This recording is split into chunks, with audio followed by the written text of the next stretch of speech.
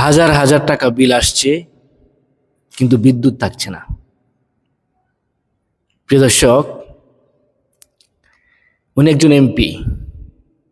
উনি বিদ্যুৎ অফিসে ঢুকে তারপর বলছে কর্মচারীদেরকে, যেখানে বিদ্যুৎ থাকছে না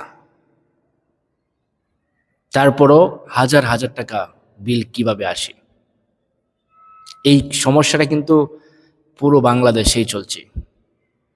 বিদ্যুতের লোডশেডিং, অথচ বিলের ক্ষেত্রে দ্বিগুণ বিল সবাইকে পোহাতে হচ্ছে, দিতে হচ্ছে। কেন? কি কারণ? এই বিদ্যুতের দুর্নীতি নিয়ে আমাদের প্রত্যেককেই যার যার জায়গা থেকে আন্দোলন গড়ে তোলা উচিত। তা না হলে ওরা আপনাদেরকে, আমাদেরকে, সকলকে এভাবে বিল আরো বেশি চাপিয়ে দিবে। এখনই আমাদের সকলকেই সজাগ হওয়া উচিত। প্রিয় দর্শক, ভিডিওটা দেখেন।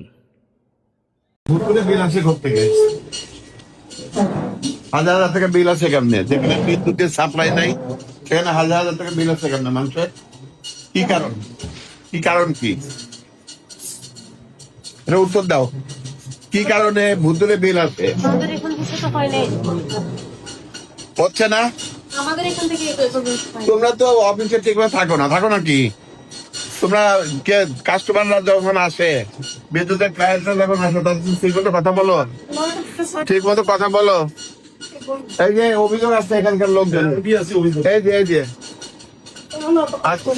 কথা বলেন। আপনাদের কাছে আসি, তারা থাকতে আপনারা মনে করেন না আপনারা কিং, আমরা পৌঁছা, এরকম একটা ভাব তো দেখা গেল। তোমরা সেবা দিতে বসছো নাকি রাজাগিরি করতে বসছো? যদি 5 জন আসে তাহলে সিরিয়ালে তো বলতে হয়। এটা হাসি মুখ দিয়ে সেবা দিতে হয়, তো সেবাটা হাসি মুখ দিয়ে দিতে হয়। তুমি তো মনে হয় তুমি আসছো এরকম করে রাখছো মুখটা।